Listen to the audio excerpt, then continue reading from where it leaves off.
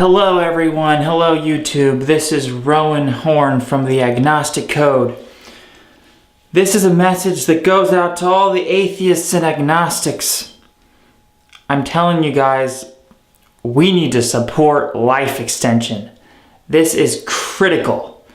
We all know that there's no proof of a God, and if we want to live forever, life extension technology and anti-aging medicine could be our only hope. Our only hope. I mean, imagine, let's just think about this logically. We're born into this world and this is it. This is our one shot. For all we know, this is our only life.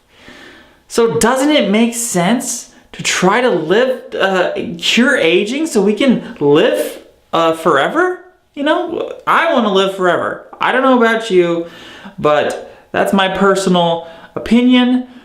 I don't see the point of life if I just die and I become food for worms. What's the point of that? So I'm really an advocate for anti-aging so we can try to live forever physically, because we all know that the chance of there being a God is pretty slim. It doesn't look like there's a God in this world, okay? I mean, there could be, all right? I admit for the possibility. Ultimately, I have an agnostic position. I don't know for sure, but I don't see any proof of the existence of God. And therefore, I'm going to try my darndest to live forever physically. Because I love being alive.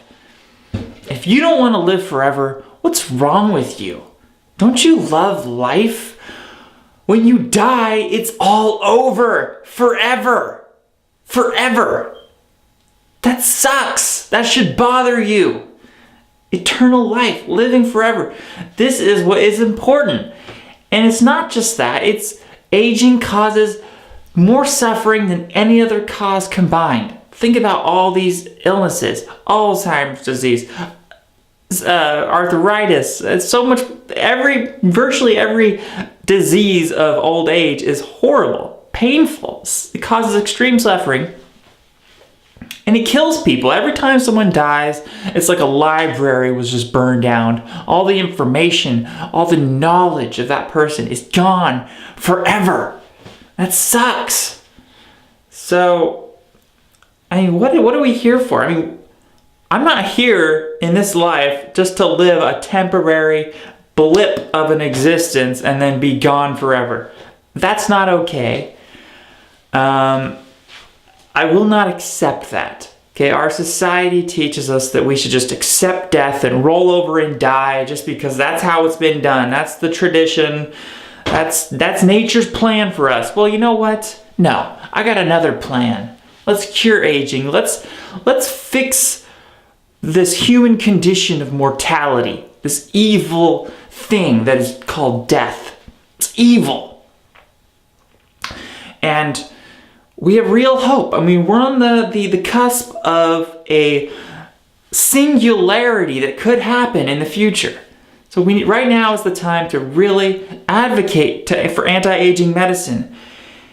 Right now, there's a man named Aubrey de Grey. I'm a huge supporter and fan of this man. If you do not know who he is, look him up. I'll put the name right here. Aubrey de Grey.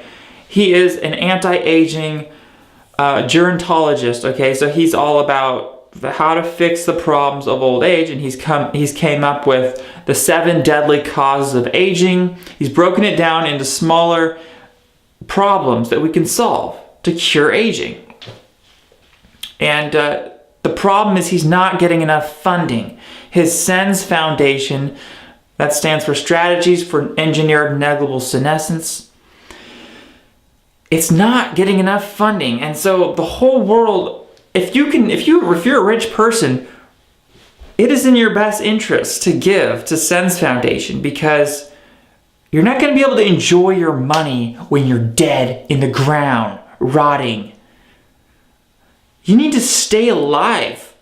You should have a selfish interest to stay alive, keep existing. It's the only way we can experience pleasure, is to be alive. I personally am driven to live forever. That inspires me because I want pleasure. You could call me, I don't really call myself a hedonist, but I identify with that because I do want pleasure, and that is a driving factor for me. But I'm not like into risky pleasures because I want to live forever. Ultimately, if I can live forever, I'm going to get more pleasure in the end. So I really promote a prudent type of lifestyle, because anything that risks your life and your health really isn't worth it.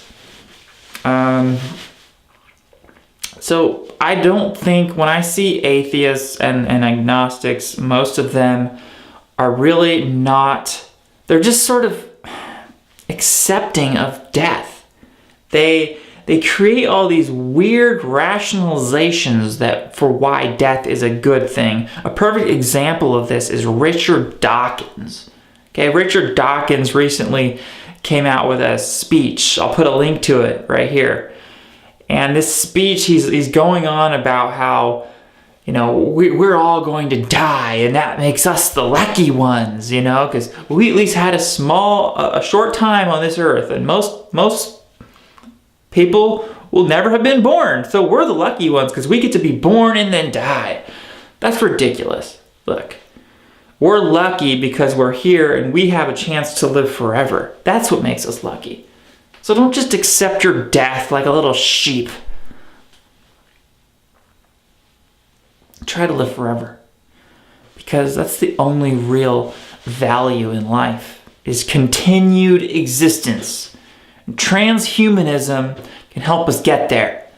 Transhumanism, and we need to become God. We need to become the God that might not exist. Okay? Because that's what this is just human evolution. It's the next step to human evolution. We need to evolve past these horrible, frail, fragile bodies that corrode with rust and age. It's sickening to me. It's sickening. It's sickening to watch everyone you love die from some horrible illness and disease. It's really the most... Anti-aging is really the world's most important problem, and it's not given enough attention within the atheist movement. I mean, we need to give atheists and agnostics hope of eternal life, that we can live forever, physically. Because there might not be any God to save us, and I keep on saying might, because we don't know for sure. Ultimately, I have to remain agnostic about it. And as a secondary precautionary measure, I do recommend that, we should try to, just in case there is some sort of God that can influence whether or not we get to live forever. I mean, if there's a God, let's just say for argument's sake that God does exist, then this God could ultimately has control over whether or not we live or die. So it would make sense to try to live a good life in secret at all times. Be the best person you possibly can be. Be so good that if a God did exist, you would certainly be chosen. Like if there was a God, this God wouldn't deem you unworthy. You don't want to be unworthy if there is a God. And I'm not saying there is. I certainly have very extremely little faith that there is actually a God. But I have to say it's possible because I don't have proof that there isn't. So it's just a total question mark to me. And that's what the Agnostic Code is all about. It's about, look, what's important in life? It's trying to live forever. So how are we going to get there? And there might not be a God, so we have to save ourselves. Duh. And there could be a God, it's possible. So if you're going to be smart about it, then try to gain be in the favor and try to make yourself as perfect as you can be, because who knows how strict of a standard that a hypothetical God might have. Okay, a hypothetical God that could exist, maybe they would, require someone to be near perfect, extremely altruistic, extremely virtuous, loving at all times, giving, a good person that helps people, this sort of thing. If there was a God, maybe they would judge someone if they were too selfish with their money or their, all sorts of weird little things. I mean, religion has told us, okay, there's a God and these are the rules, right? That's what religion tells us. We have these rules. It's written down in this book. How ridiculous is that? They don't know that that's the rules of God. If they're supposed God, we don't know that. So imagine for yourself what a hypothetical God might judge you by. Imagine for yourself. You don't need to take the word of some pastor or some preacher or some holy book. They could all be wrong. Don't put your trust in what people have to say. Just imagine for yourself. Use your own imagination. That's the beauty of imagination. Anything you can think of might be possible. And I can think of all sorts of different ways that God might be, if there was a God. And I just try to prepare for what's possible. It's really that simple. It's like I don't base my life and my actions on what I believe. If I did that, then I would just live however I wanted to. And I wouldn't really try to gain the favor of a theoretical God, because I don't really even believe in it. So I'm living as though this God might exist, even though I don't really even believe it. It's a weird thing like that, because you can do that just to try to increase your chances, because eternal life is so important to me that I'm not willing to risk anything going wrong. So if there was a God, I'm going to be prepared for that situation should it exist, even though in my mind it's very slim possibility, but it's still possible. And so I'm going to prepare for that. It's like we've all heard it, the Boy Scouts motto, right? Be prepared. That's good advice. Just be prepared for anything. I'm going to be prepared for a reality that God doesn't exist. And that's why I'm so concerned with life extension as the first priority. And I'm going to be prepared for an alternate reality that God might exist, just in case. Better safe than sorry. It's like the Three Little Pigs story, right? There's 3 little pigs, and 2 of them weren't really serious about the big bad wolf. They were just joking around. They didn't think the big bad wolf was real, and they didn't think the big bad wolf was actually gonna pose a threat to them. But it turns out the big bad wolf was really a threat. And that's how this life could be. I know a lot of people, they scoff at the idea that there's some sort of God. And I understand that, because there's no proof whatsoever. It's like a completely made up idea. But at the same time, what's funny about it is that it is actually possible. It's like that big bad wolf. What if God is like the big bad wolf and we don't know if the big bad wolf is real or not? But the big bad wolf might be real. And that's enough of a reason to have fear of this hypothetical God, this big bad wolf, because it's possible. And I'm going to be like that wise pig that built my house out of stones, out of bricks, because eternal life is too important. And my eternal life strategy, right? This is my strategy to live forever.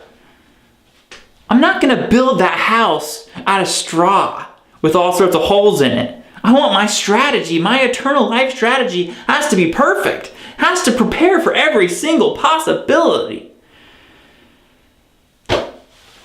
And so my final message is that if you're an atheist, if you're an agnostic, if you're a Christian even, whoever you are, whatever your beliefs are, consider that eternal life is the most important goal, because without your life, you have literally nothing.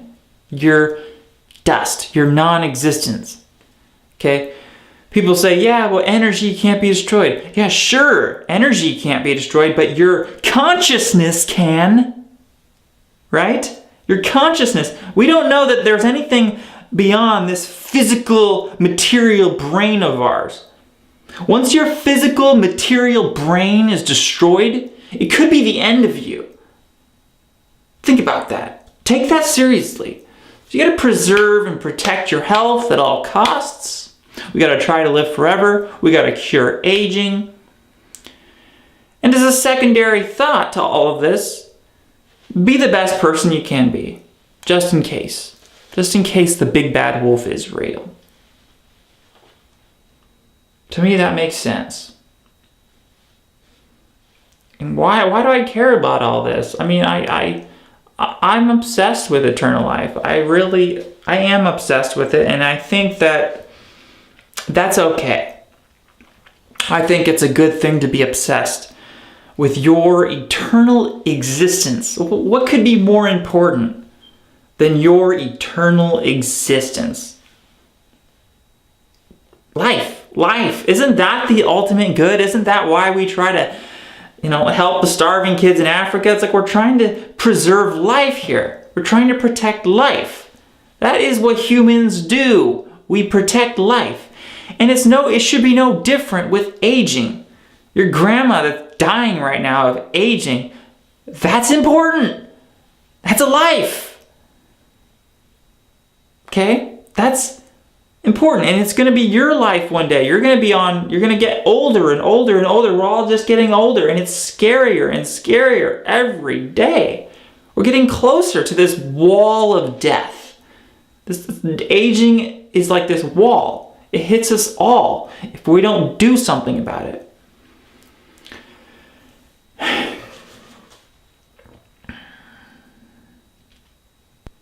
I can't even really express to you in words. I mean, words can't even do it justice.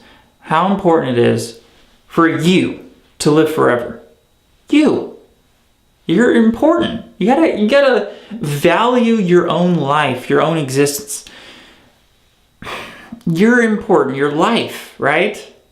Love yourself. I always tell people, just love yourself. Because if you really love yourself, you're going to care about your life, and you're going to care about trying to live forever. And ultimately, you're going to try to help other people live forever. It comes back to you. It all comes back around, possibly, It's going to help. It's at least being a good person and helping other people. It's going to help you to love yourself. And eternal life, man, that's the message. The agnostic code. Prepare for every single possibility. That's it. Peace. Bye.